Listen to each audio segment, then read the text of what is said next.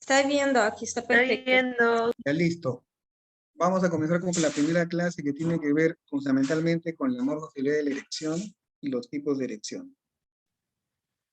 La erección es el resultado pues de una compleja interacción de eventos vasculares y neurológicos de las estructuras que forman el pene.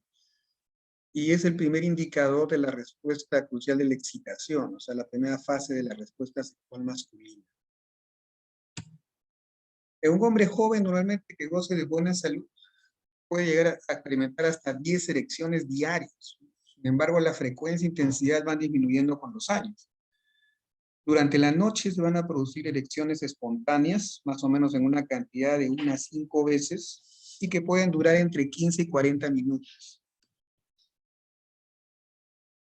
¿Cuáles son las fases de la erección? La fase de la erección tiene 3 fases. Durante la erección es posible que distingamos esos 3 periodos. El primer periodo de tumescencia, el segundo periodo de rigidez y el tercer periodo de detumescencia. La tumescencia es obviamente cuando el pene aumenta de volumen y consistencia, depende del tipo de erección y la edad del paciente. Y el periodo de rigidez es cuando el pene adopta la mayor rigidez posible, la posición más adecuada para poder lograr una adecuada penetración vaginal. Una vez que pase este periodo de rigidez, que es el de máxima turgencia, va a venir el periodo de tumescencia, donde el pene retorna a su estado inicial de flacidez, cuando los cuerpos cavernosos, pues obviamente ya salen de estos cuerpos cavernosos la sangre y el pene se pone flácido. ¿Cuál es el mecanismo básico de la erección? Cuando hablamos de erección tenemos que entender de que aquí intervienen una serie de factores, ¿no? Neurales, endocrinos y paracrinos. Pero la característica principal de la erección tiene que ver con la relajación de la musculatura lisa de los espacios cavernosos sinusales. A ver, voy a agarrar el puntero para que puedan ver mejor. Entonces, lo que les digo es de que la musculatura lisa, estos espacios llamados espacios cavernosos, mira acá en el ejemplo de uno, sinusales, ¿no? Esta musculatura lisa cuando se relaja, el vaso se dilata. Y cuando la musculatura se contrae, el vaso disminuye su volumen, una vasoconstricción. Entonces vamos a ver que usualmente cuando interviene esta sustancia llamada el óxido nítrico, que es un potente vasodilatador, entonces este va a producir o se va a convertir en el mediador endotelial principal de la relajación muscular. O sea, para que se relaje la musculatura del vaso, el vaso se dilate, tiene que actuar el óxido nítrico. Entonces el óxido nítrico va a favorecer la vasodilatación a nivel de los sinusoides de los cuerpos cavernosos del pene, y eso va a favorecer la erección. Entonces la erección en el varón es un proceso que tiene 2 componentes, un componente neurológico y un componente vascular principal.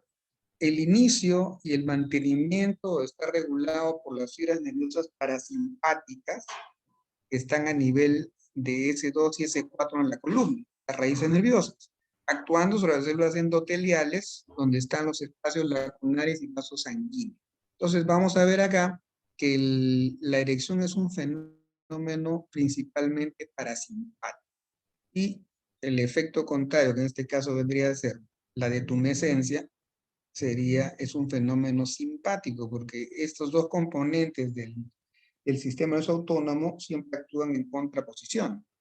Y el proceso vascular va a generar un aumento del flujo sanguíneo arterial hacia el pene. Al llenarse de sangre el pene se pone turgente y va a disminuir a su vez el retorno del flujo venoso, cosa que el pene se va a mantener rígido. Cuando el flujo venoso, digamos, cuando el flujo venoso es prioritario o se da en mayor intensidad que el flujo sanguíneo arterial, la sangre va a salir del pene y el pene va a entrar en estado de flacidez. Entonces recordar, el flujo sanguíneo arterial hacia el pene genera la turgencia y el flujo venoso de retorno la disminuye. Entonces vamos a ver que aparte de los nervios que intervienen, el proceso vascular está ahí firmemente relacionado con este proceso de erección. Ahora tenemos que entender también que existe un sistema arterial del pene. Tenemos que conocer qué arterias están implicadas en la irrigación del pene. Entonces, lo primero que vamos a ver, que generalmente en la mayoría de los hombres, la vascularización peniana proviene de la arteria pudenda interna, que es una rama de la arteria ilíaca interna.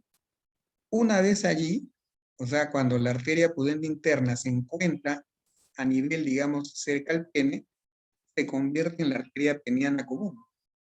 Y este fragmento, que digamos, toma el nombre de arteria peniana, un pequeño fragmento de la arteria, se va a dividir en tres ramas principales. La rama vulvouretral, la arteria dorsal del pene y la arteria cavernosa media del pene. La arteria vulvouretral es la primera rama terminal de la arteria pudenda interna y perfora la fascia de Buck para entrar en el músculo bulbo esponjoso. Y este va a dar lugar a las ramas anteriores que van a los cuerpos cavernosos y las posteriores que van al bulbo.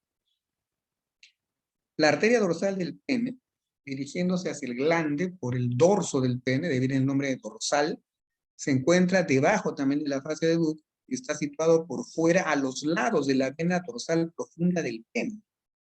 Y va a irrigar el glande, la corona del glande y el prepucio del pene. Y finalmente tenemos la otra rama, que es la arteria cavernosa o media del pene. Esta es la que penetra finalmente en los cuerpos cavernosos y se desprende a lo largo de todo su recorrido ramas espiraladas, llamadas también helicinas o helicoidales, también llamadas arterias de Müller, que se van a abrir directamente en los espacios cavernosos sin formar redes capilares, no es de su característica. Ahí tenemos el esquema de lo que estábamos diciendo, miren acá. La arteria pudenda interna se convierte en arteria peniana. Tenemos la rama bulbo-uretral. Tenemos las arterias dorsales del pene y finalmente las que penetran, que son las arterias cavernosas. Las tres ramas terminales de la arteria pudenda interna que se convierten en la arteria peniana. Ahora hay un detalle anatómico es importante que usted lo entienda. Cuando hacemos un corte transversal a nivel del tercio proximal del pene, vamos a ver que el pene está cubierto por piel y por una fascia, que es el dartos, y por debajo de esta fascia hay una vena dorsal superficial, a diferencia de la vena dorsal profunda, que es la que tiene mayor relevancia para lo que nosotros queremos ver. Entonces, estas dos arterias o venas dorsales superficiales van a estar, digamos, separadas del paquete venoso dorsal por la fascia de Buck, que está en verdecito. Entonces, por debajo de la fascia de Buck, haciendo un paquete, porque esta fascia empaqueta los cuerpos cavernosos, van a estar estos vasos dorsales. Y miren la distribución, esta distribución es peculiar y hay que saberla. Hay una vena dorsal profunda, que es ancha, que es bien notoria en el medio, en el dorso del pene, y a los costados, flanqueando, están las arterias dorsales del pene, que son ramas de la pudenda interna que hemos visto. Y por fuera de las arterias dorsales, miren acá, están los nervios dorsales del pene. Y esta ubicación es importante saberla porque cuando nosotros queremos, por ejemplo, producirle una anestesia al pene, cuando queremos hacer una cirugía a nivel de los 2/3, digamos, distales del pene, podemos anestesiar inyectando anestésico en estas zonas donde están los nervios dorsales. Y eso va a anestesiarte prácticamente toda la parte distal del pene. Por eso que es importante saber cuál es la distribución de estos vasos. Al medio, la vena dorsal profunda, a los costados, las arterias dorsales del pene, y más por fuera, los nervios dorsales del pene. Entonces, cuando nosotros queramos hacer una anestesia local, tenemos que saber la ubicación anatómica para poder hacer este procedimiento. A nivel del pene hay una serie de nervios que van a tener que ver con la erección. Tenemos los nervios pudendos y tenemos los nervios cavernosos. Los nervios pudendos que se transforman en los nervios dorsales del pene, ¿no? Estos vienen, los que van al lado de la vena dorsal profunda, van a haber una inervación somática, motora y sensitiva, ¿no? Y a través de este nervio también hay fibras simpáticas y sensoriales. Y los nervios cavernosos, estos ya nacen del plexo nervioso prostático. que resulta de una combinación de las fibras aferentes parasimpáticas y simpáticas y terminan a nivel de las anastomosis arteriovenosas y en las arterias helicinas y el músculo liso trabecular de los cuerpos eréctiles. Entonces, esos tienen que ver más directamente con el tema de la erección, mientras que los nervios pudendos tienen que ver más con la inervación somática, motora y sensitiva.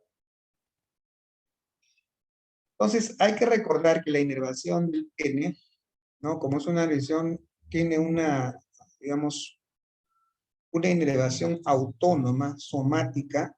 La autónoma tiene que ver con el simpático y el parasimpático.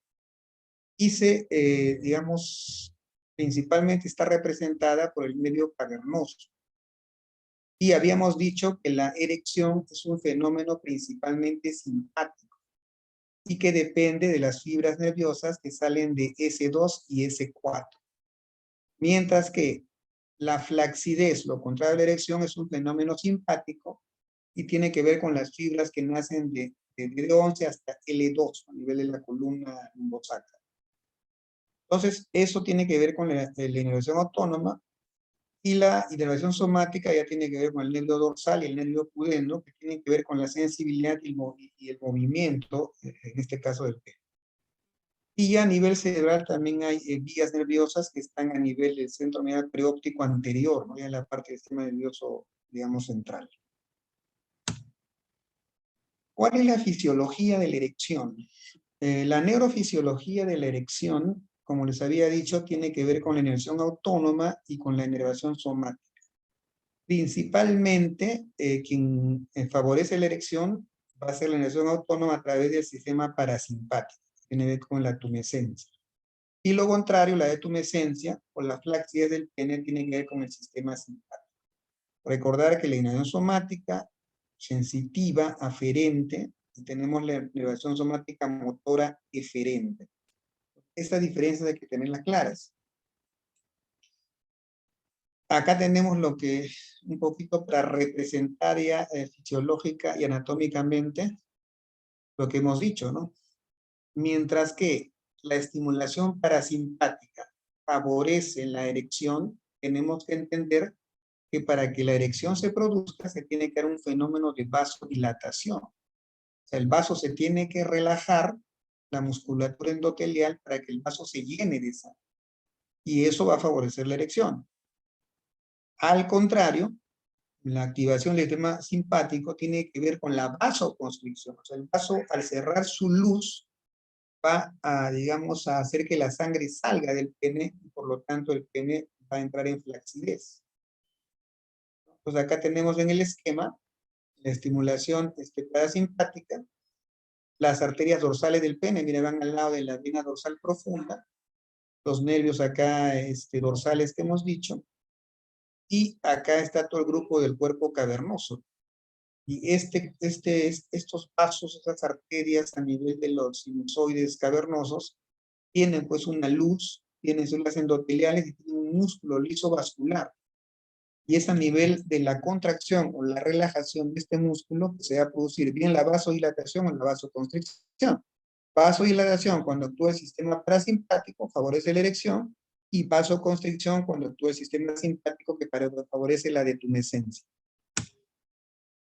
Entonces, la erección es un proceso vascular, ¿no? Hay que entender eso, y tiene una hemodinámica. Entonces, cuando las arterias cavernosas y helicoidales se dilatan, aumentan el volumen de sangre en los espacios lacunares o sinusales. Y esto es producto de la relajación del músculo liso de los espacios cavernosos y se expande estas lagunas vasculares. La extensión de estos espacios lacunares causa a su vez compresión de las venas subalbuquíneas. O sea, acá alrededor de los cuerpos cavernosos hay unas venas llamadas subalbuquíneas y estas van a ser comprimidas por estos sinusoides que se llenan de sangre. Entonces vamos a ver, al ser el flujo de sangre arterial que ingresa mayor que el que egresa, entonces vamos a por el sistema de drenaje venoso, se produce un aumento progresivo del volumen y la presión de los cuerpos cavernosos. Es la rigidez de la que hemos hablado. y la presión intracorpórea se incrementa y se estabiliza a un nivel próximo al de la presión arterial sistólica, lo que determina la tumescencia y la rigidez máxima del pene. Ahora, hay que entender algo en relación a estas arterias helicinas. Miren, acá en este esquema, tenemos el cuerpo cavernoso, tenemos los espacios sinusales, y nutriendo de sangre los espacios están las arterias helicinas acá. Entonces, estas arterias helicinas se encuentran fundamentalmente en el cuerpo cavernoso del pene, que son ramas de la arteria cavernosa, la que dijimos que se introduce en los cuerpos cavernosos, y a su entrada en los cuerpos cavernosos, estas arterias se dividen en ramas, que están sustentadas y envueltas por trabéculas de los cuerpos cavernosos. Estas ramas finalmente se abren directamente a los espacios lacunares o cavernosos o sinusales, y otras adoptan formas de apariencia helicoidal y forman vasos intrincados y un tanto dilatados.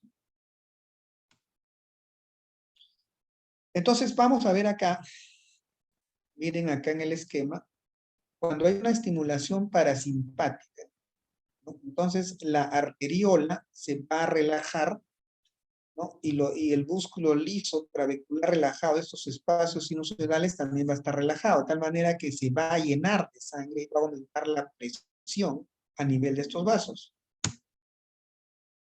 El mecanismo fisiológico responsable de la erección del pene, ya a nivel, digamos, molecular, implica la liberación del óxido nítrico por parte del endotelio de los cuerpos cavernosos durante la estimulación sexual. O sea, el estímulo sexual hace que este endotelio libere óxido nítrico. Y el óxido nítrico, ¿no?, viene a ser un potente vasodilatador. Y a su vez activa a la guanilato ciclasa para la síntesis del mediador intracelular crucial, que es el GMP cíclico. O sea, acá vemos la transformación, ¿no? Este es el GTP, se tiene que transformar en GMP cíclico, y esto se da gracias a la acción de la enzima, que es la guanilato ciclasa.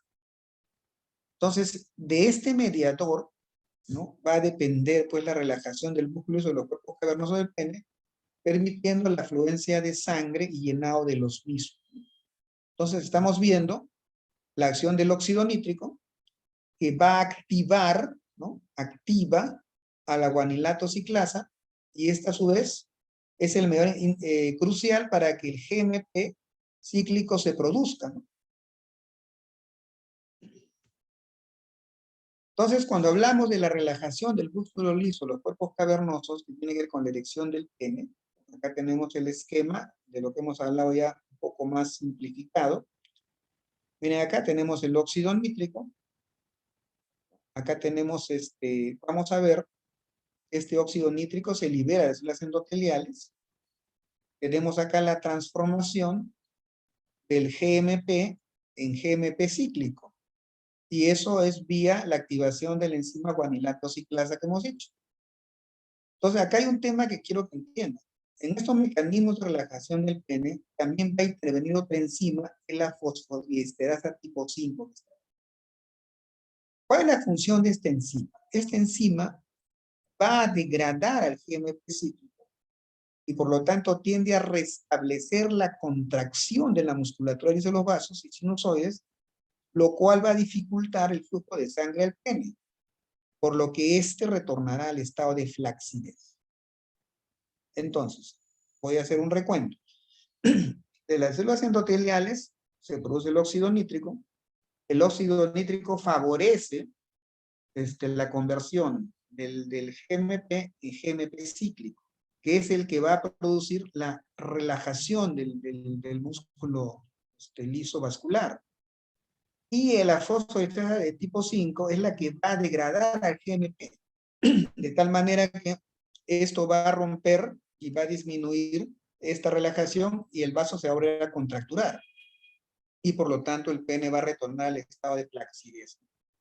Entonces, si nosotros nos ponemos a pensar en esto, ¿no? Si nosotros, por ejemplo, quisiéramos potenciar ¿no? La erección, ¿qué convendría? ¿Que aumente la concentración del GMP cíclico o disminuye? A ver qué dicen, ¿qué opinan? ¿Me escuchan? Doctor, si quiere mantener erecto, que siga el GMP cíclico, ¿no? Claro, entonces tendríamos que promover el aumento de la concentración del GMP cíclico. ¿Y cómo lo podemos lograr? Evitando que la enzima, esta fosfodiesterasa tipo 5, lo degrade. Y nosotros podemos evitar que la fosfodiesterasa tipo 5 degrade al GMP, el GMP se va a mantener más y va a potenciar una mayor duración de la erección. Vamos a ver que eso es parte de la farmacología de la disfunción eréctil, ¿no? Por eso quiero que entiendan en esto para que luego podamos entender cómo se usan estos productos. Entonces, el citrato, por ejemplo, el sildenafilo, que viene a ser el famoso Viagra. ¿Qué es el Viagra? Es un inhibidor potente y selectivo de la fosfodiesterasa tipo 5, lo que habíamos razonado. Por lo que al evitar la degradación del GMP cíclico, va a sostener el efecto relajante vasodilatador del óxido nítrico y por ende va a favorecer la erección del pene. Miren acá en el esquemita, tenemos el óxido nítrico que está acá actuando para que el GMP o GTP por acción de la guanilato ciclasa se convierta en GMP cíclico y este es el que va a producir la relajación muscular, ¿no? Y por ende la vasodilatación del músculo liso y por ende la erección.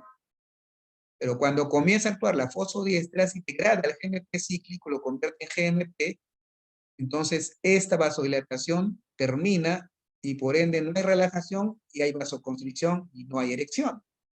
Por eso que el sildenafilo, ¿no? Mira, actúa acá inhibiendo a la fosfodiesterasa 5.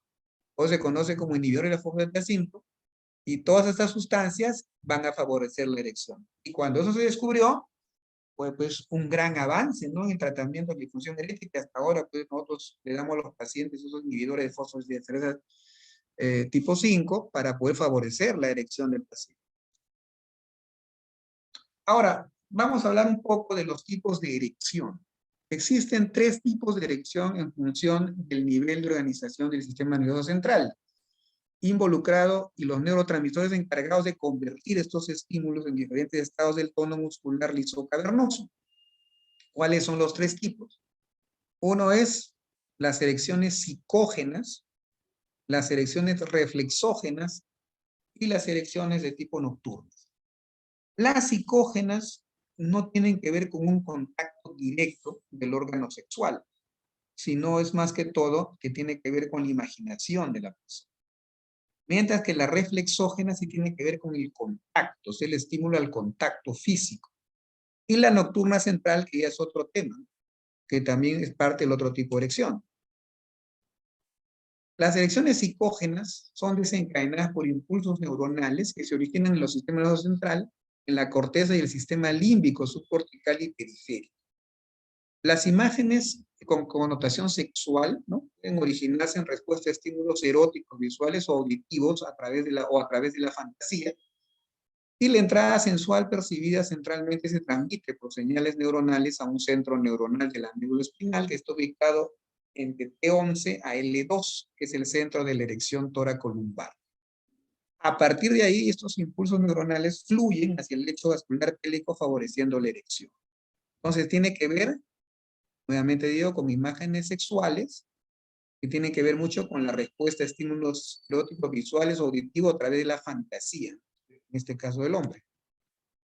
Las erecciones reflejas ya tienen que ver o se crean mediante un estímulo táctil, generalmente en el pene o el área genital, que activa un arco reflejo con raíces sacras que se originan en S2 a S4, que es el centro de la erección sacra. Y estas erecciones, las erecciones que no son de este tipo, las psicógenas, por ejemplo, son más comunes durante la adolescencia y la juventud del hombre. Mientras que la erección de tipo refleja, que es la que estamos viendo ahora, es predominantemente durante los años maduros del varón. Entonces va variando en base a la edad del paciente cuál predomina. Y finalmente, el otro tipo de erección son las erecciones nocturnas, que generalmente se llaman también no sexuales, que son de origen mesencefálico, ¿no? Ocurren de manera espontánea y sin estimulación. Ocurren más o menos de 3 a 4 veces por noche. La actividad eréctil nocturna puede pasar desapercibida para los hombres que duermen, aunque la mayoría de los hombres notarán una erección cuando amanecen y se desvanece después de miccionar, ¿no? Generalmente en la mañana, cuando tú no tienes la vejiga llena, se potencia esta erección nocturna. Y las erecciones nocturnas ocurren solo durante el sueño de movimiento ocular rápido, llamado sueño REM. Entonces, hay que entender que la erección es un fenómeno que tiene que ver también con la oxigenación de los cuerpos cavernosos. Entonces, no necesariamente una erección tiene que ver con fantasías sexuales o que uno esté pensando en imágenes sexuales o eróticas, sino es parte también de que el pene tiene que permanentemente estar oxigenado, ¿no? Y la única forma que le da oxígeno al pene es a través de la sangre, es una erección. Entonces, no pensemos que todas las erecciones tienen que ver porque un hombre mañoso está pensando en sexo, ¿no? Es parte de nuestra fisiología. Ahora, ¿cuál es el rol de los andrógenos en la sexualidad del varón? Normalmente la relación entre los niveles androgénicos y la declinación sexual relacionada con la edad es sumamente compleja, ¿no? Ya que la sexualidad en el varón añoso, ya mayor, está afectada por muchos factores que incluyen la disminución fisiológica de los niveles hormonales, factores psicosociales y enfermedades orgánicas que son frecuentes a esta edad. Vamos a ver que la actividad sexual puede incrementar los niveles de la testosterona, ¿no? Así como la disfunción eréctil se puede desencadenar cuando los niveles de andrógenos disminuyen a nivel de la sangre. Entonces, ¿qué cambios vamos a ver que se producen durante el envejecimiento en el varón? Primero, que ya se tarda más en alcanzar la erección. Ya no es cantidad, sino calidad de erección. Se requiere un mayor estímulo para lograr una igual respuesta. Y la erección completa ya no es tan firme como cuando uno era joven. La necesidad de eyacular no es tan imprescindible como en los jóvenes y en ocasiones no se desea llegar tampoco al orgasmo. La potencia de la eyaculación no es tan pronunciada y se expulsa ya una menor cantidad de semen. El deseo y la frecuencia masturbatoria pueden disminuir marcadamente y el periodo refractario aumenta con la edad. Puedes tener, cuando eres joven, una eyaculación a la hora otra y así hasta 3, 4 veces puedes eyacular en 3 horas. Pero ya cuando llegas a la edad adulta, ya a la edad madura, una eyaculación y ya el día siguiente ya no hay alternativa. Esto va cambiando así con la edad. Tiene que ver mucho con el estímulo, los niveles de andrógenos, que son mayores en los jóvenes que en los varones ya de mayor edad. Bueno, hasta ahí la primera parte. Estoy un poco corriendo porque, como ustedes comprenderán, estamos ahorita de turno y por el momento nos pueden llamar a algún problema que hay que resolver. Y también esto de la red es un tema que la verdad que a veces a mí no me agrada mucho, pero ni modo, ¿no? Hay que trabajar así. ¿Me escuchas, Gabriela? Hola. Hola, doctor, sí te Sí lo escucho. escuchamos, ¿no? Ya, hoy día voy a tratar de dar 3 clases, esta es la primera. Al final voy a dejarle que hagan alguna pregunta. Notan lo que les queda la duda y al final me lo preguntan, porque tengo que avanzar. ¿Ya? Ok, Entonces, doctor. voy a continuar con la segunda clase, vamos a hacer un break de unos 5 minutos y de ahí terminamos con la tercera, ¿ya? Yo al Ya, final voy a coordinar con Gabriela para entregarle las clases en PDF, para que ustedes las tengan, ¿ya? Y puedan repasar para su examen. Entonces, esta es perfecto, la doctor. primera y ya yo coordino después con Gabriela para poder pasar, ¿ya? Entonces voy a pasar a la segunda presentación. A ver, un ratito. Sacamos esto. A la que cambié de señal, esta de Entel está mejor. A ver, un ratito, un ratito. No, voy a abrir la otra clase. Ah, clase 2.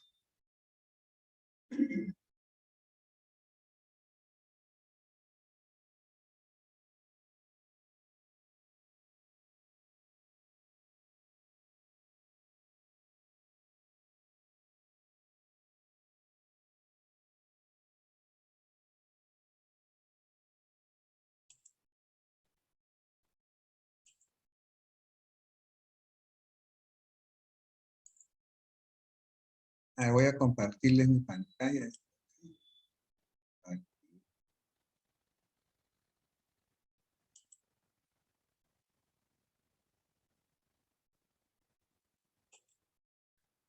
¿Ya la pueden ver, Gabriela? Sí, doctor, estamos viendo. Yo quiero abrirla, pero voy a abrir para que se vea todo.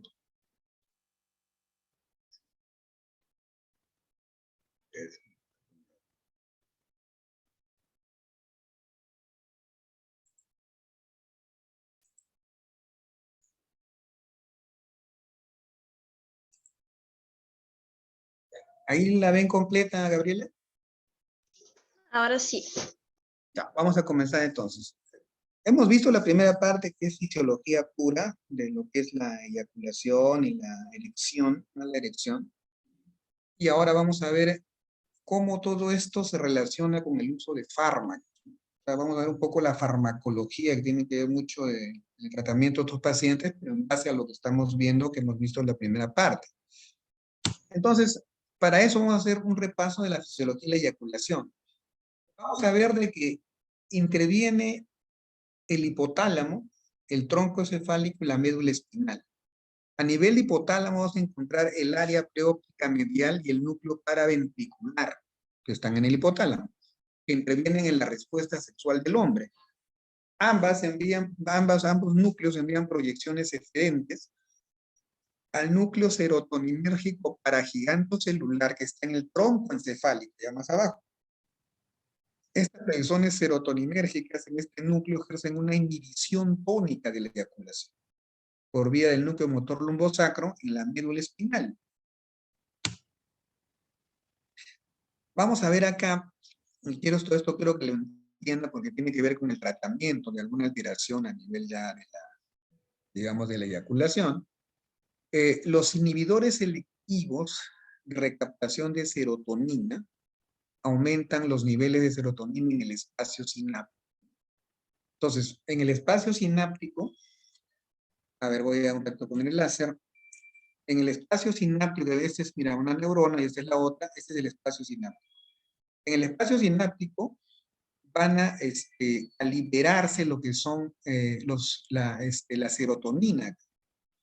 Y esta serotonina normalmente va a ser nuevamente recaptada en la célula que recibe el estímulo. Entonces, para que no haya una recaptación y la concentración de serotonina sea la más alta posible, hay unos fármacos que son inhibidores selectivos de esta recaptación de serotonina. Entonces, cuando se produce una neurotransmisión serotoninérgica, esta va a estar regulada localmente por el sistema de transporte recaptador de la serotonina. Y cuando se libera la 5-hidroxitriptamina, que es la serotonina, se activa el sistema de transporte eliminando la serotonina del espacio sináptico e impidiendo que haya una sobreestimulación de estos receptores serotoninérgicos postsinápticos. Entonces, los inhibidores selectivos de recaptación de serotonina inhiben a la 5-hidroxitriptamina. ¿Lo ven acá? Perdón, a este sistema de transporte recaptador de la serotonina, mejor dicho. Entonces, este sistema recaptador va a ser inhibido por estos inhibidores selectivos, de tal manera que va a hacer que en el espacio sináptico aumenten los niveles de serotonina. ¿Y qué importancia tiene eso? Vamos a ver acá. Por ejemplo, estos inhibidores selectivos de serotonina usualmente tienen un uso, se usan como antidepresivos, ¿no? Tenemos acá, por ejemplo, la fluoxetina, tenemos la sertralina, ¿no? Entre otros, pero la que más usamos para ver el tema de retardar o mejorar esto, evitar esta recaptación rápida de serotonina, es la naproxetina, que vamos a ver después. ¿Para qué sirve? Pero quiero que entiendan esto. O sea, que existe un sistema de transporte recaptador de serotonina y vamos a ver de que estos inhibidores selectivos van a aumentar al inhibir ese sistema recaptador que aumente la serotonina en el espacio sináptico. Hay un problema, una patología que es la eyaculación precoz. Entonces, cuando hablamos de eyaculación precoz, se refiere a la eyaculación persistente y recurrente en respuesta a una estimulación sexual mínima, ¿no? que antes, durante o poco tiempo después de la penetración, ¿no? Usualmente se produce la eyaculación. Y eso tiene que ver con que usualmente la persona no desea que sea tan rápido, ¿no? ¿Me entiendes? Entonces, cuando hay una eyaculación persistente, recurrente, en respuesta a una estimulación sexual mínima, que hace de que antes, durante o poco tiempo después de la penetración, ya el hombre esté eyaculando. A eso se llama eyaculación precoz. Y generalmente, pues, es una eyaculación que puede durar menos de 3 minutos, ¿no? De erección y ya está eyaculando. Obviamente, esto genera insatisfacción de la pareja sexual, porque la mujer, muchas no llegan al orgasmo en ese tiempo, ¿no? Por lo menos van a necesitar unos 10 minutos, y este que eyacula los 2 minutos, ya no puede hacer que la relación sea tan satisfactoria para su pareja, ¿no? Eso se llama eyaculación precoz. Entonces, en la eyaculación precoz vamos a usar justamente un inhibidor de la recaptación de serotonina, que es la dapoxetina. Entonces, como les he explicado, esta dapoxetina se comporta como un inhibidor de la recaptación de serotonina en el espacio sináptico, que va a incrementar la concentración y por tanto los efectos de la serotonina.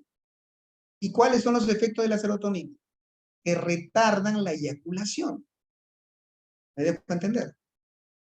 Entonces, para nosotros poder hacer que este paciente que es un eyaculador precoz mejore sus tiempos, le vamos a dar dapoxetina de tal manera que vamos a mejorar la concentración en el espacio sináptico de serotonina y eso va a retardar la eyaculación. Por eso a las dapoxetinas, el nombre comercial es Triligy, le conoce como la pastilla de los 4 minutos. O sea, un paciente que eyacula antes del minuto, darle 4 es bastante. Ustedes dirán, pero ¿qué son 4 minutos? Pero algunos están acostumbrados a de repente eyacular después de los 15 minutos, después de la media hora, ¿no? Pero estos pacientes con problemas de eyaculación precoz, a durar 4 minutos es bastante. Y este producto, este fármaco puede producir ese efecto.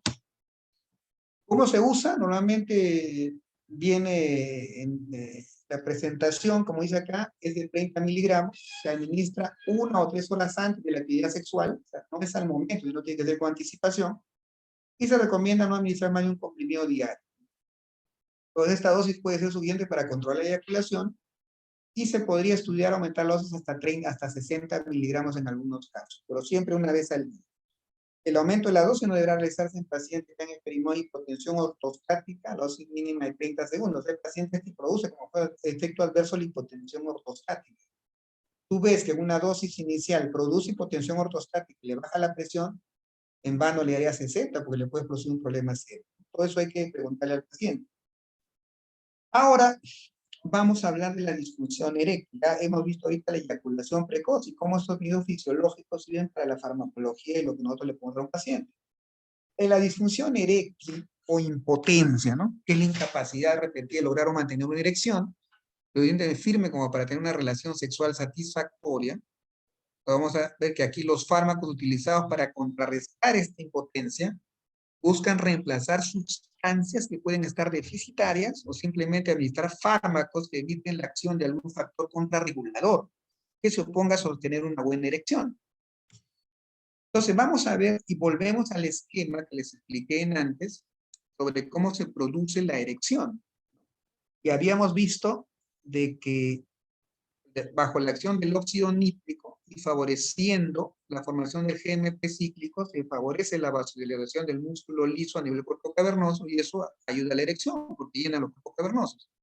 Y habíamos dicho que evitando que este GMP cíclico sea degradado rápidamente, vamos a usar inhibidores de la fosfodiesterasa para que no se inactive el GMP cíclico.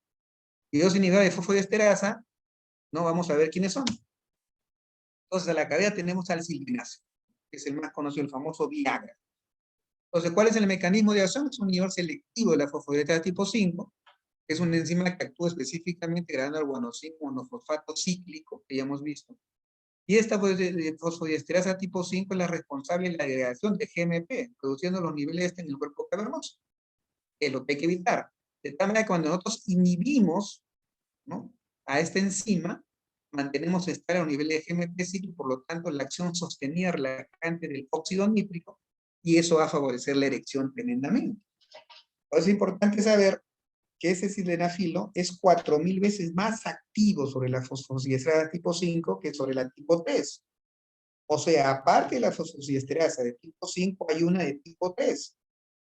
Y esto es importantísimo, ya que esta fosfodiesterasa de tipo 3 está implicada en el control de la contractilidad cardíaca. Por eso cuando nosotros usamos el sildenafilo que inhibe a la fosfodiesterasa tipo 5, tiene también un efecto sobre la de tipo 3, o sea que puede producirle trastornos en la contracción cardíaca. Por eso que en cardiópatas, sobre todo en pacientes que estén usando o hayan tenido problemas de infarto del miocardio, el sildenafilo está contraindicado. Que miren que tiene una acción también sobre la fosfodiesterasa de tipo 3 y esta está implicada en la contractilidad cardíaca. ¿Cuál es la dosis recomendada del sildenafilo? Normalmente se toma una tableta de 50 miligramos 1 hora antes de la actividad sexual planificada. Y en base a la eficacia y tolerancia, esta puede variar desde la mitad, 25 hasta el doble, que son 100 miligramos. No se debe exceder 100 miligramos, que es la máxima pauta de tratamiento que se debe dar con sildenafilo. ¿Cuáles son las contraindicaciones? ¿No? Y esto es lo que ustedes tienen que recordar.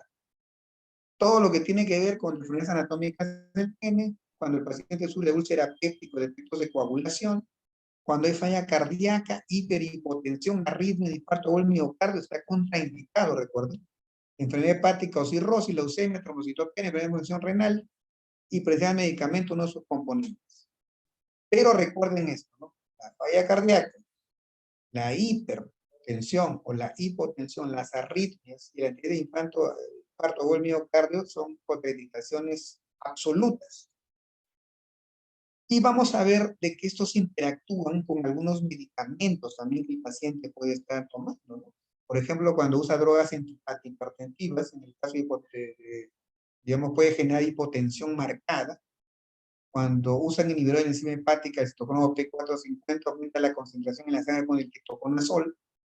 Cuando usan nitratos o nitroglicerina, digamos, sobre todo en pacientes que han sufrido infarto del miocardio, produce una hipotensión severa, y es tan severa que puede hasta matar al paciente.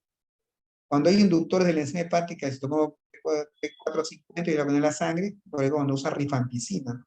Pero recuerden esto, ¿no? Cuando se usan nitratos o nitroglicerina, y hay un producto que se usa en pacientes que han tenido problemas de infarto de miocardio, que es el nitrato de isosorbida. Este es bien conocido. Entonces no puedes combinar jamás el sildenafilo con los isosorbida porque le abre una hipotensión tremenda al paciente y le puede causar un problema. Esta disfunción eréctil, que son inhibidores de la fosfodiesterasa de tipo 5, tenemos 3 productos que son los más conocidos: el sildenafilo, que es el Viagra, el tadalafilo y el vardenafilo. Tienen algunas diferencias, ¿no? Por ejemplo, el sildenafilo, pues el efecto puede dar hasta 4, ¿no? 4 horas. El tadalafilo te da una duración de 36 horas, por eso que le llaman la pastilla del fin de semana. Basta que tomes una y te da hasta el fin de semana para que puedas tener intentos de tener relaciones sin problema. Y el vardenafilo, que bueno, también tiene un tiempo de 4 a 5 horas y tienen algunas variaciones, ¿no? Miren, esto les van a preguntar, y por eso me demoro en explicarles. Esta es una pregunta del MIR. ¿Saben lo que es el MIR? Gabriela, ¿me escuchan? El examen de residentado en España. En España, ¿no? Entonces muchos de acá quieren ir a hacer su especialidad allá. Entonces, mira lo que les van a preguntar. Pregunta 108, dice: paciente de 63 años en tratamiento a demanda con citrato de sildenafilo por presentar disfunción eréctil de años de evolución.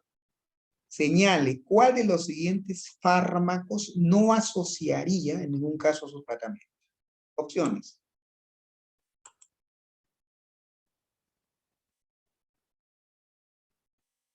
¿Cuál es la respuesta correcta, de acuerdo a lo que hemos hablado? A ver, ¿quién sabe?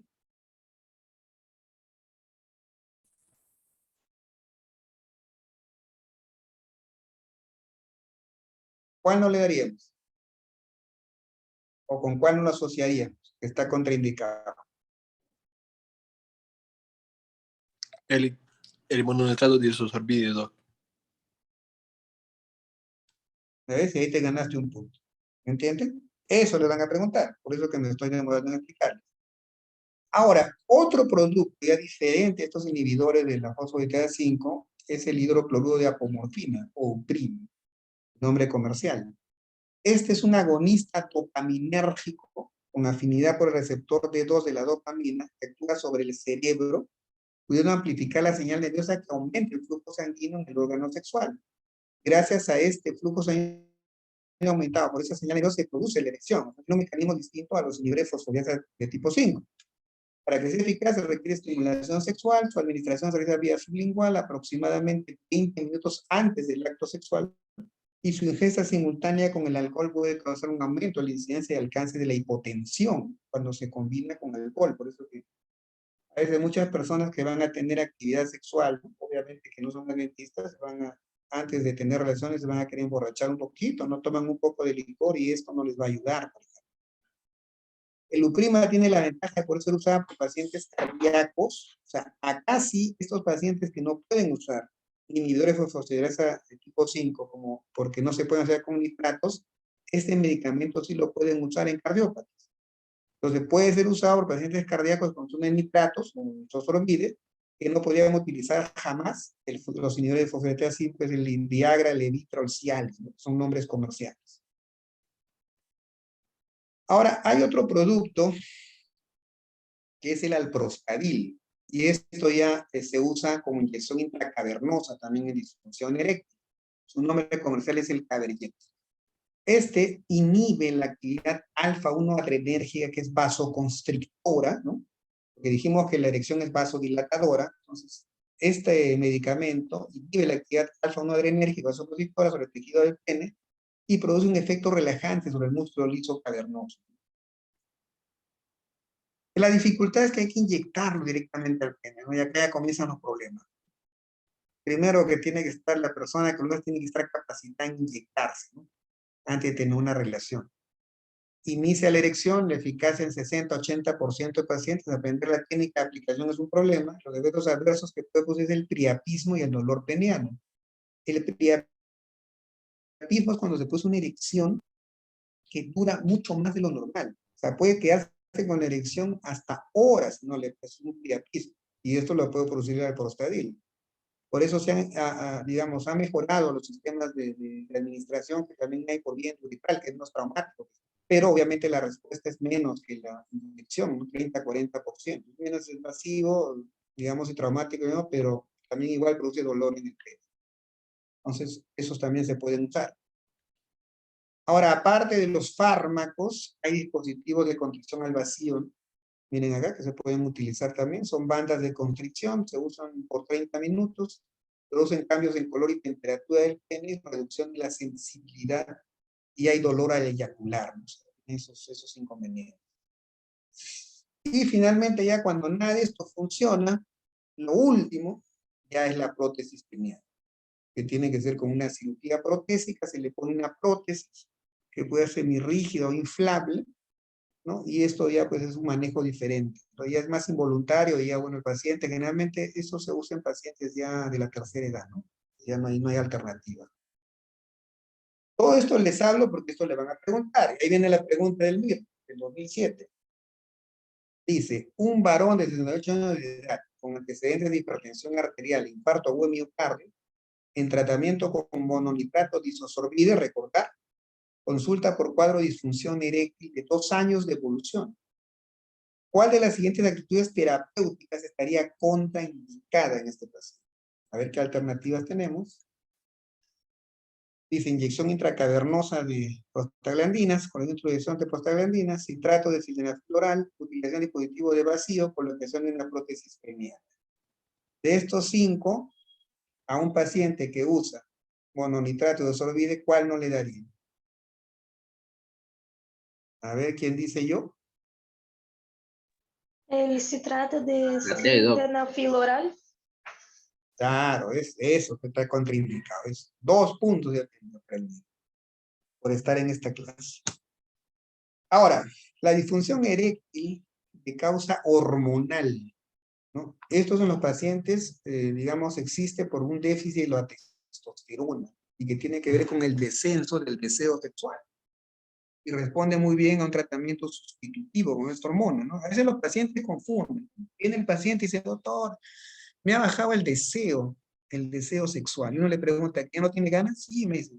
Lo que pasa es que ya no tengo erección. Una cosa es deseo y gana de tener sexo y otra cosa es poder hacerlo.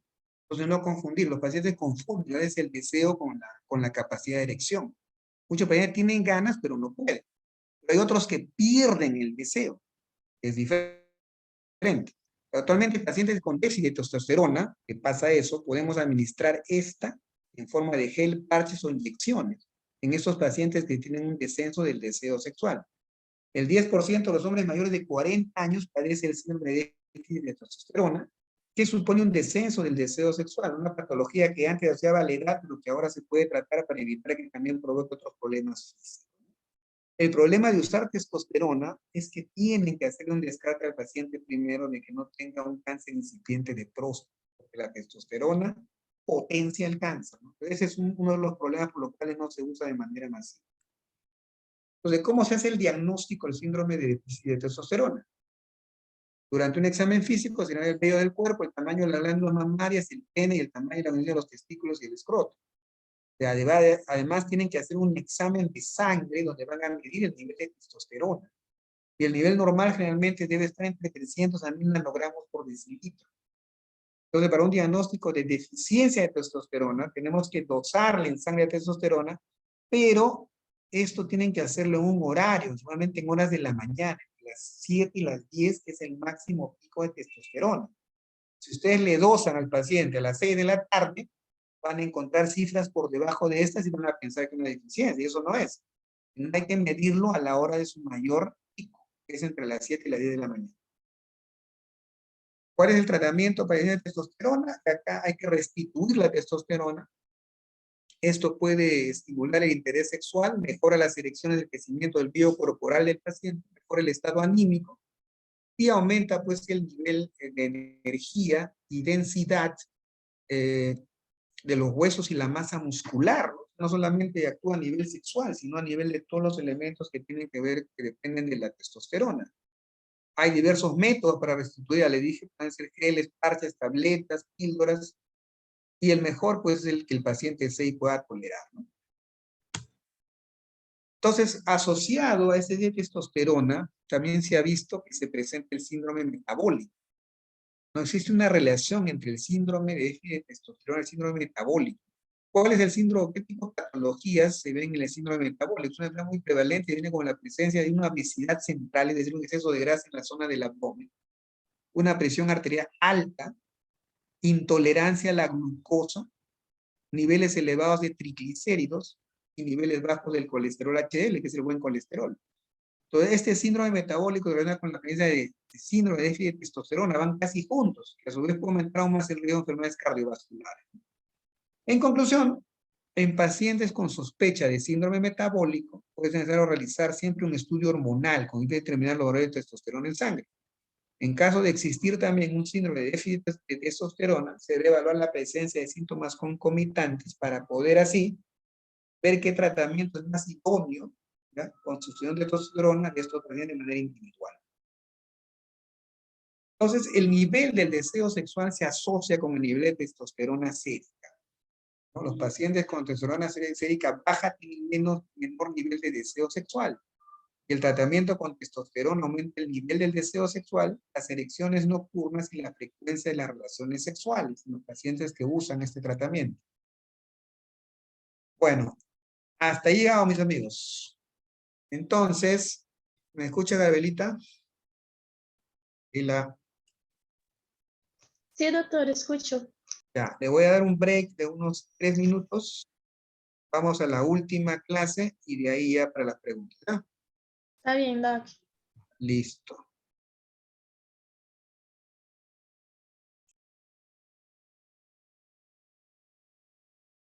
Ya hemos hablado de las patologías que tienen que ver con problemas del varón. Y vamos a hablar ahora de lo que tiene que ver con la infertilidad masculina. Factores causales y enfoque diagnóstico.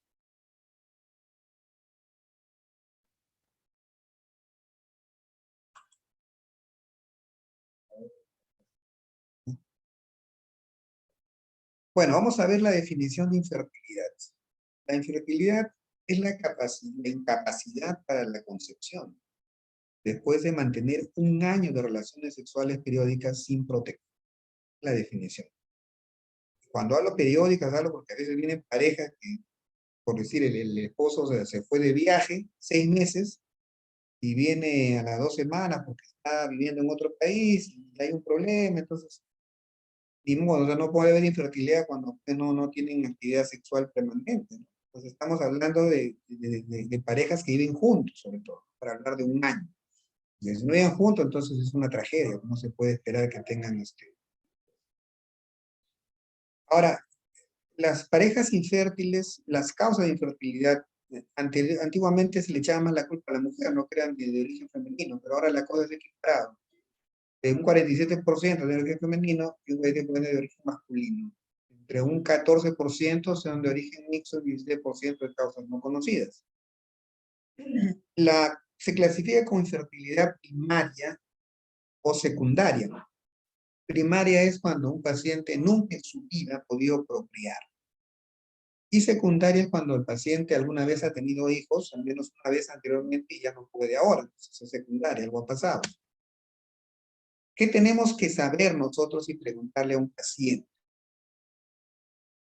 cuando tiene problemas de infertilidad? Primero, ¿en qué trabaja? Es importante su ocupación, porque hay ocupaciones o oficios que tienen que ver con problemas para la concepción. Hay que saber qué antecedentes tiene, ¿no? Si, por ejemplo, cuando fue niño tuvo una criptorquidia, cuando nació, si sufrió de parotiditis y ha presentado un problema de varicocele, que luego veremos qué es, algunas enfermedades venéreas, traumatismos escrotales, accidentes quirúrgicos, adicciones y consumo actual de medicamentos, algunos hábitos sexuales. Cuando hablamos de ocupación, vamos a ver que hay algunos disruptores endocrinos, ¿ya? Que tienen que ver con gonadotoxinas. Sabemos que la hipertermia escrotal afecta negativamente a la espermatogénesis. Entonces, todos los oficios que tengan que ver con hipertermia escrotal, por ejemplo, ¿cuáles? Los panaderos, ¿no? Los que usan suspensores permanentemente, inmersión en agua caliente, muchos van al sauna, esos van a tener hipertermia escrotal y eso le va a producir un disruptor endocrino que les va a traer problemas de infertilidad y algunos contaminantes industriales o ambientales que pueden haber en estos oficios. ¿Qué es la criptorquidia? La criptorquidia es la falta del descenso testicular, ¿no? Y es de peor pronóstico cuando es bilateral, ¿no? Cuando es en ambos lados. Es importante saber a qué edad fue tratado este paciente y qué tipo de tratamiento recibió. El peor pronóstico es si requirió tratamiento quirúrgico por un fracaso al tratamiento médico. Entonces, vamos a ver que normalmente se recomienda bajar el testículo, hacer un ortopecia antes del año de edad, porque puede reducir el riesgo de complicaciones de la criptorquidia. Por ejemplo, uno es la esterilidad o infertilidad y otro es el cáncer de testículo. De tal manera que no debiera haber un niño que después del año y medio no haya sido operado en una criptorquidia, es un crimen. A veces vienen los niños a los 8, 9, a 10 años recién con la criptorquidia y no se han resuelto, y eso ya es muy malo para ellos. Máximo, un año y medio, no esperen más para operar. Las enfermedades venéreas que pueden traer problemas, por ejemplo, la sorcopidimitis, cuando se inflama el epidídimo, el testículo, luego de problemas de enfermedades venéreas. Los cuadros de parotiditis, o sea, las paperas, ¿no? Es importante saber si fue pre o postpuberal y si estas se complicaron con una inflamación del testículo, ¿no? Porque el virus, que digamos coloniza la parotia, también tiene predisposición por ir al testículo, al tejido testicular. La orquitis se conoce como la fiebre urleana, ¿no? La orquitis secundaria a parotiditis epidémico a paperas es considerada como una complicación de la parotiditis y es una causa frecuente de infertilidad. Los exámenes patológicos basados en biopsias testiculares de pacientes con orquitis por parotiditis han revelado grados variables de daño permanente, ¿no?, de los túbulos seminíferos, especialmente en los casos agudos. Entonces, estos virus entran al testículo y alteran principalmente los túbulos seminíferos, donde están los espermatozoides. Acá en el Perú, no sé, bueno, actualmente no estoy al tanto, pero se ha estado viniendo dando un examen, que es el examen nacional de medicina. Un examen que se les toma para poder, me parece, entrar a hacer el censo rural urbano marginal, según que le llamamos acá, ¿no? Entonces, esto lo van a tener que dar ustedes. Y en estos exámenes preguntan. Esto es este es del año 2011. Hicieron la pregunta, varón de 30 años con antecedente de orquitis bilateral, postparotiditis en su infancia, acude a la consulta por esterilidad. Mira, a los 30 años, ¿cuál es la estructura testicular probablemente comprometida? ¿Qué alternativa le da? La luginia, tejido intersticial, la red de testis, túbulo seminífero, premáster. ¿Cuál sería la respuesta correcta? De acuerdo a lo que hemos hablado ahorita. A ver, ¿quién dice yo?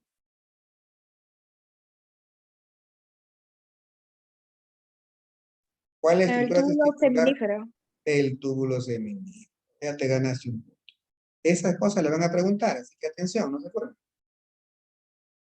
Cuando hablamos de varicocele, estamos hablando de la dilatación varicosa, así como hay varices, por ejemplo, generalmente de mujeres mayores en las piernas, ¿no? También hay varices a nivel del escroto. Estas venas que recogen la sangre que llega por la arteria testicular se dilatan varicosamente y eso se llama varicocele. Cuando hay esta dilatación va a aumentar la temperatura a nivel del testículo. Normalmente tenemos la hipertermia testicular. Esto condiciona también problemas de infertilidad.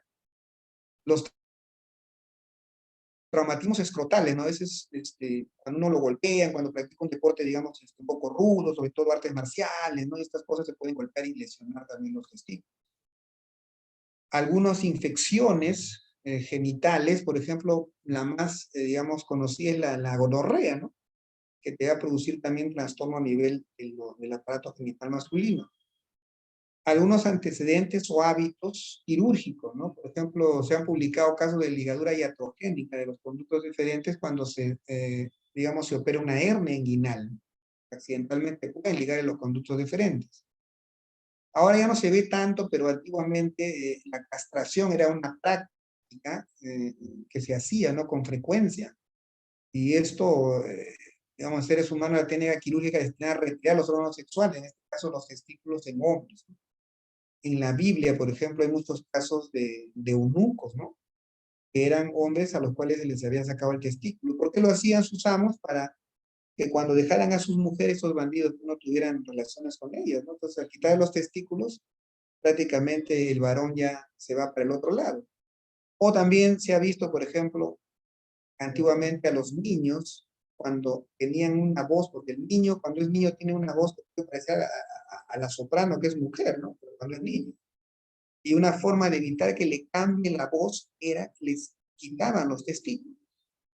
Y un caso conocido del Farinelli, ¿no? El castrado, una obra que lo pueden revisar que tiene que ver con un problema de castración.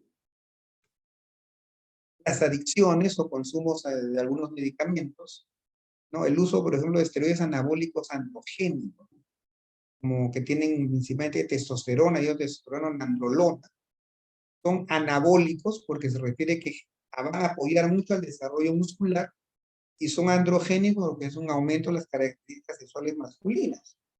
Algunos atletas, a pesar que está prohibido, usan estos esteroides anabólicos para fortalecer su musculatura, pero a la vez puede afectar y reducir también la espermatogénesis. O sea, por un lado te potencian la musculatura para que puedas tener una mejor apariencia, pero por otro lado te complica el tema de la fertilidad. También hay que averiguar sobre antecedentes quirúrgicos. Le dije que a veces la operación de hernias puede traer obstrucciones de los puntos de frente iatrogénicas, ¿no? O en varones que se han practicado la vasectomía, ¿no? Que son el corte de la ligadura de los conductos deferentes. O también algunos que han tenido infecciones bacterianas como prostatitis crónica, ¿no? Sobre todo en mayores de 35 años que a veces ya no pueden concebir. En el examen del examen nacional de medicina acá en el Perú, que se tomó el 2003, se hizo una pregunta. La pregunta era, después de una vasectomía, ¿se puede usar un método de respaldo para la seguridad anticonceptiva hasta después de? O sea, voy a volver acá. Perdón. Es importante, cuando hablamos de vasectomía, que más o menos se recomienda que deben de transcurrir alrededor de 3 meses 90 días hasta que el semen deje de tener esperma. O sea, ¿qué significa esto? Que el líquido seminal no solamente está compuesto de espermatozoides, también viene parte de las vesículas seminales y parte de la próstata. Todo esto te da líquido seminal. Cuando te hacen la vasectomía, lo que te disminuye es la cantidad de espermatozoides, pero todavía después vas a tener el eyaculado, secreción prostática y secreción de vesícula seminal, ¿verdad? O sea, eyaculado vas a tener, porque no vas a tener ese espermatozoide. Pero después de una vasectomía, para que estés seguro de que ya no vas a poder tener o embarazar a una mujer, tienes que esperar por lo menos 3 meses, 90 días, ¿verdad? Porque a veces tú ligas acá, ¿no? Y los espermatozoides que están aquí ya no llegan, pero los que están en todo este conducto, hasta la parte, espera, voy a poner las, no me están viendo. A ver, estoy acá. A veces puedes ligar tú el deferente, los que están proximales al disco ya no van a llegar a los espermatozoides, porque el tipo sigue fabricando espermatozoides. Pero los que han quedado acá en la parte distal, pueden todavía hasta 3 meses a 90 días seguir saliendo. Puede, a pesar de ser vasectomizado, puede tener hijos. Por ese dato recuerden. Entonces, eso preguntaron en el examen nacional de medicina. Después de una vasectomía, de usar un método de respaldo para estudiar antigüedad hasta después de cuánto tiempo fue la pregunta. Entonces, esas eran las alternativas. 30 días, 60 días, 120 días, 30 días, 50 días. ¿Cuál es la respuesta correcta? ¿Cuál es lo que hemos hablado ahorita? A ver, ¿qué me dice? Sería la A, 90 días. 90 días. 90 días. Ahí se ganaron un punto más por estar en la aquí. Estas cosas les van a preguntar. Los exámenes de laboratorio, ¿no? El examen del semen o el espermatograma. Esto hay que hacerle cajón a todos los varones que tienen problemas de infertilidad. Y se requieren por lo menos 2 a 3 muestras. Hay que tener cuidado en la recolección. Hay aumento del 25% en la concentración por día después de una abstinencia en los primeros 4 días. Y la motilidad y la morfología pueden estar afectadas por la abstinencia prolongada. O sea, lo que se recomienda para hacer una buena colección de semen, debes esperar no más de 4 días, ni tampoco antes. Entre 3 a 4 días, porque aumenta la concentración y no se afecta la motilidad y morfología del espermatozoide para poder evaluar. O sea, tampoco es que la abstenga una semana, o unas 15 días, ya no, porque acá se afecta la motilidad. Lo recomendable es solo 4 días. Entonces, ¿cuánto es lo normal o el promedio, o cuánto es lo mínimo que hay que tener para lograr un embarazo? Entonces, acá tenemos los criterios que han ido variando en el tiempo. Esto que les traigo acá es lo último. O sea, ahora se dice que no debe haber menos de 1.5 mililitros de volumen de espermatozoide, de esperma. Cuando es menos de esto, se habla de hiposperma. Con respecto a la concentración de espermatozoides, no debe ser menor de 15 millones por centímetro cúbico. ¿Ya? Si es menor de 15 millones por centímetro cúbico, la cuenta que te dan, hablamos de una oligozoospermia. Y hay ya otros términos agregados. Por ejemplo, cuando hay menos de 32% de movilidad, se habla de astenosospermia. Cuando hay menos de 58% de vivo, se habla de microzoospermia. Y cuando hay menos de 4%, normalmente si son menos de 4% no hay problema, pero si es más de 4% ya hablamos de una teratozoospermia. Son términos que se van a utilizar en base a la cuenta del espermatograma. Después también ahora se está haciendo mucho la prueba del MAR test, ¿no? Del Mixed Antiglobulin Reaction, que es la medición de anticuerpos antiespermatozoides, que están unidos a la superficie de los gametos en el semen fresco. Y es positivo, ¿no? Para alteración inmunológica con valores mayores al 50%. La unión de esos anticuerpos de los espermatozoides afecta su movilidad, de manera que esos no pueden ascender por el tracto reproductor femenino y llegar a las trompas de falopio para fecundar el óvulo. Entonces, esos anticuerpos producen ese efecto, van a detener al espermatozoide. También, aparte de eso, hay que hacer valoración hormonal, ¿no? Como está la secreción de LH y de FSH, que ayudan a diferenciar una insuficiencia testicular primaria de la secundaria. Por ejemplo, si la FSH y la LH, que son gonadotropinas, que se producen a nivel de la adenohipófisis, están disminuidas, el hipogonadismo secundario o hipogonadotrópico. Mientras que si la LH y la FH están elevados, ¿qué significa? De que el testículo no está funcionando bien, por eso se elevan estos estimulantes y ahí hablamos de una insuficiencia renal primaria. Y secundaria cuando estas cifras de esta gonadotropina están bajas. Entonces las concentraciones de la hormona folículo estimulante elevada puede llevar a una zoospermia o oligozospermia grave y valores séricos elevados de testosterona y hormona luteinizante que van a producir ginecomastia y resistencia a los andrógenos. Y también puede haber una función suprarrenal alterada. ¿Qué estudios inmunológicos se hacen en la actualidad? La presencia de anticuerpos antiespermáticos en el eyaculado también es una causa de infertilidad masculina de tipo inmunológico. Y se encuentra más o menos en un 3 a 7% de los hombres infértiles que tienen antecedentes de inflamación en vías urinarias, lesión o torsión testicular y una vasectomía previa. La aglutinación espontánea en una movilidad pobre de estos espermatozoides produce cuando hay esos anticuerpos. Cuando hacemos una biopsia testicular, ¿no? Usualmente se hace, o si las concentraciones de la hormona folículo estimulante son elevadas, más de 2 veces lo normal, a veces ya no es necesario hacer biopsia, porque es evidente que la digamos, infertilidad es primaria por problema testicular. Antes de realizar hay que descartar causas de azoospermia y eyaculación retrógrada por examen urinario, ¿no? Después de la eyaculación me refiero, solo cuando hay pruebas clínicas que sugieren trastornos patológicos de ambos lados está indicada la biopsia bilateral. Entonces es importante siempre descartar que no sea un eyaculador retrógrado. ¿Y cómo lo hacemos? Le pedimos un examen de orina, post eyaculación vamos a encontrar espermatozoides en orina. Entonces no es que no produce el testículo espermatozoides, sino que los espermatozoides están yendo a la vejiga. Es otra cosa. Eso siempre hay que tomar en cuenta. ¿Cuáles son las medidas generales en el varón infértil? Se recomienda dejar de fumar porque la nicotina reduce los antioxidantes del plasma seminal, que debe tener relaciones sexuales frecuentes, esto aumenta la producción de espermatozoides no seniles, reducir la ingesta de alcohol, porque el alcohol puede suprimir la espermatogénesis, usar calzoncillos boxer y evitar baños calientes, porque dijimos que la hipertermia testicular suprime la espermatogénesis, evitar pesticidas, herbicidas, calor, radiación en el trabajo, todos deterioran la espermatogénesis. ¿Qué tratamientos hay para la infertilidad en la actualidad? Entonces, va a depender mucho del diagnóstico. Es un varicocele, estas venas se ligan, es una varicocelectomía, y el problema mejora.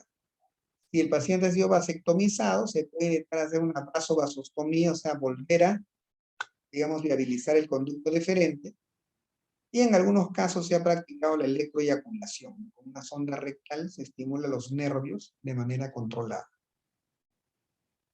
Y también ya en base a la cantidad de espermatozoides, cuando los hay, ya tenemos nosotros ahora que plantearnos métodos de reproducción asistida, donde va a depender mucho de la cantidad de espermatozoides. Por ejemplo, si el paciente dijimos de que mínimo era 15 millones por centímetro cúbico de esperma, pongamos que solo produce 3 a 5 millones, ya es bajo.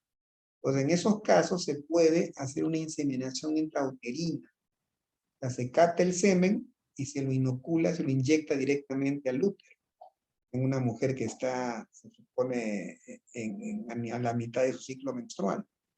Pero si el paciente solo tiene 75,000, que ya es una cosa ya muy irrisoria, ¿no? Entonces acá sí hablamos que tiene que hacer, la única vez que hacer fertilidad in vitro, ¿no? Ya esto es a nivel ya molecular, un procedimiento ya microscópico. Y si el paciente solamente tiene con la justa de 20 espermatozoides móviles, acá funciona lo que es la inyección intracitoplasmática o el método ICSI, ¿no? Que es el más ya, digamos, la última esperanza de este paciente para tener hijos propios.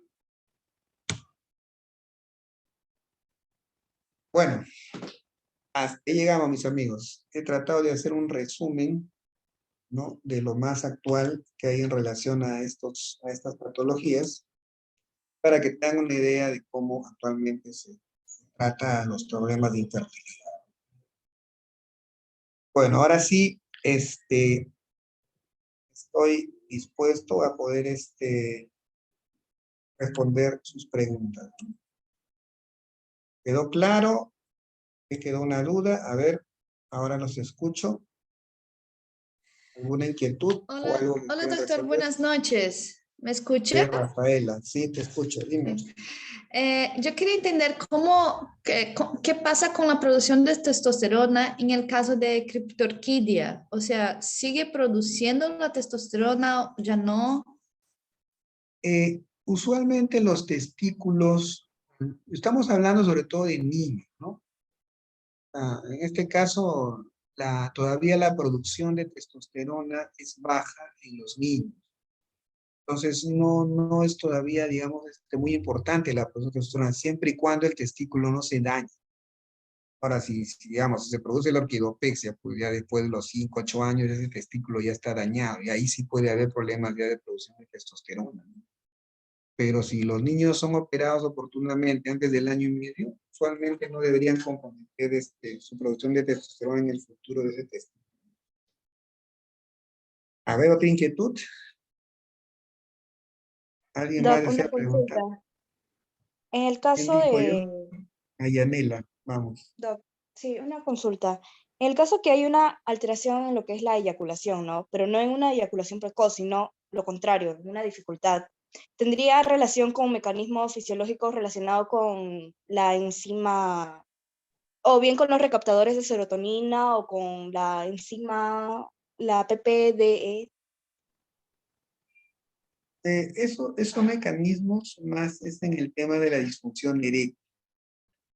En cambio, el eyaculador precoz está más hipersensible, ¿no?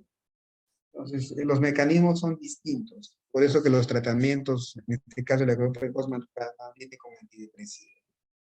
Por eso que la dapoxetina es lo que se utiliza en el punto en que tratamos de inhibir la recaptación de serotonina en el espacio sináptico, ¿no? En cambio, lo otro ya tiene otra fisiología. O sea, vamos a otro nivel. ¿Alguna otra duda? Doc, outra pergunta também. Que passa com os espermatozoides quando se hace la vasectomia en el testículo? ¿Cesa la producción de espermatozoides? ¿O qué pasa con esos espermatozoides que ya fueron producidos pero están ahí en los testículos? Al no progresar, usualmente los espermatozoides llegan a cumplir su vida media y se reabsorben. Pero obviamente con el tiempo, muchas veces ya comienza a disminuir digamos, su volumen de producción, pero no cesa totalmente, ¿no? O sea, va a seguir el testículo produciendo, no que la diferencia es que ya no pasan a formar parte del líquido seminal, pero no hay digamos, el testículo va a seguir produciendo los espermatozoides, ¿no? No en la cantidad, bueno, que es cuando hay un desfogue, digamos, testicular de espermatozoides, pero va a seguir produciendo. Gracias. ¿Alguna otra duda? Doutor, aí no caso da ejaculação precoce, haveria alguma situação que pode passar, pero que aún não se considera patológica, como, por exemplo, não sei, se estresse, se seria comum passar isso ou não? A veces puede ser transitoria, ¿no? Por eso lo que hay que ver siempre es la duración en el tiempo. Así como la disfunción eréctil, tampoco, digamos, si no es muy frecuente, tampoco hay que pensar en que el paciente ya tiene un problema de por sí. Pueden haber episodios, ¿no? Igual con la eyaculación precoz, o sea, puede haber alguna temporada que le pasa y luego lo recupera. Pero lo que nosotros hacemos es ya cuando la cosa es ya, digamos, muy complicada y le trae problemas a nivel ya de su pareja, entonces a ese nivel ya hay que actuar para que el paciente pueda no tener problemas ya conyugales, ¿no? Realmente a ese nivel comienzan los problemas. Entonces, pero a veces puede ser episódico, ¿no? Te puede pasar una vez y no por eso pierdes un eyaculador precoz.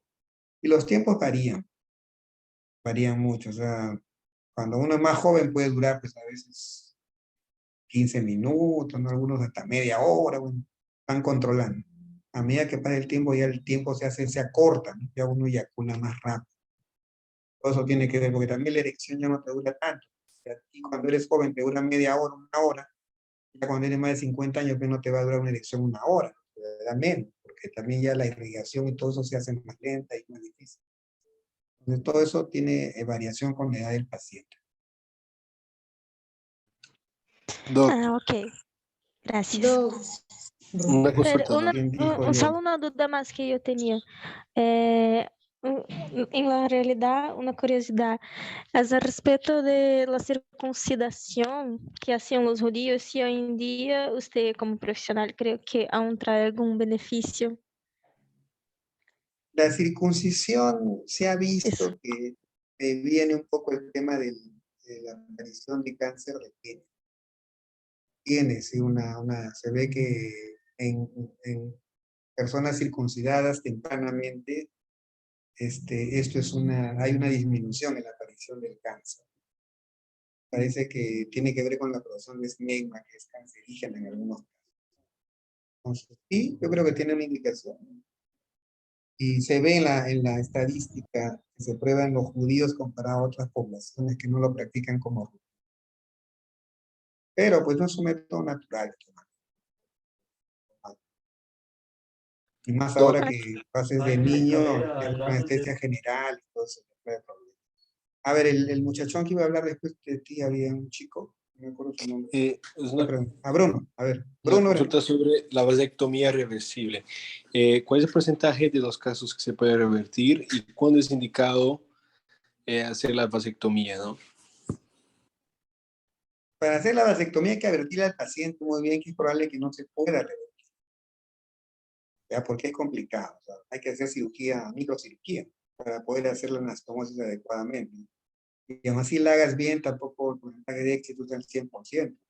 Más o menos está a un 50%. A la mitad, aunque le hagas la vasostomía, lo unes, puede producir nuevamente espermatozoides que pasen y la otra mitad no pasa nada, ¿no? Por eso hay que advertirle al paciente que esté bien seguro de lo que quiere hacer. Realmente no se recomienda hacer vasectomía en pacientes jóvenes, sino en pacientes que ya por lo menos tienen su cantidad de hijos que pueden esperar. No estamos hablando más de 2, 3 hijos. Con uno solo, un solo hijo es peligroso porque cualquier cosa pasa y por A o por B no le va bien o le pasa un accidente y te quedas sin hijo. Todo eso hay que evaluar y explicar al paciente, ¿no? Porque la reversión no es tan exitosa como quisiera. ¿Alguien más? ¿Quiere Doc, preguntar? una consulta. ¿Alguien? ¿Cuál es la diferencia entre una persona infértil y una persona estéril? Habíamos hablado que había una infertilidad primaria y secundaria. Nosotros, cuando hablamos de la primaria, o sea, el que nunca ha tenido hijos, hablamos ahí más de un tema de esterilidad. Y cuando es alguien que tuvo un hijo por ahí, ¿no? Pero luego ya no pudo más, entonces más va al plano de la infertilidad. Pero a veces los temas son sinónimos, ¿no? Lo que interesa es ver cuándo tiene esperanza de poder tener hijos y cuándo no. Por eso que habíamos visto que la biopsia testicular estaba indicada en algunos casos. Habría que ver si había espermatozoides en el testículo. Por más que no pasaran, se puede extraer y hacer una inyección intracitoplasmática. Entonces, eso no, el paciente todavía no se puede perder la esperanza de que pueda tener hijos, aunque no a que el testículo no produzca tantos espermatozoides. Obviamente esos procedimientos son caros de practicar. Gracias, doctor. Una pregunta más para cerrar. O ya no hay más preguntas. Bueno, vamos a continuar, me parece que el domingo es, Gabriela. Sí, ¿Ya doctor, quedamos? así es. El domingo en la mañana, ¿no? Bueno, vamos a continuar. En el transcurso de entre mañana y pasado te estoy pasando, me mandas tu correo para mandarte la presentación en PDF. Lo puedan tener para que lo lean. El primer examen va a ser hasta la clase 5. Hoy damos 3, les damos 3 más y hasta ahí podrían estar a dar su primera prueba. Le van a tomar en la universidad. Bueno, vamos a ir avanzando en esto, ¿no? Hay que revisar los temas para poder sacarle mayor provecho. Y bueno, estamos acá para ayudarlos. Bueno, quedamos Ok, así. doctor. Ha sido un gusto, no digo conocerlo, porque ni los he visto, pero al menos hemos interactuado ya verbalmente, ¿no? Con esto del tema de la pandemia es una tragedia, no nos podemos ver, pero bueno, lo interesante es que las ideas quedan. Bueno, chicos, quedamos así, que le vaya bien. Descansen y nos vemos el día domingo. Gracias, doctor. Hasta luego. Gracias, doctor. Cuídese.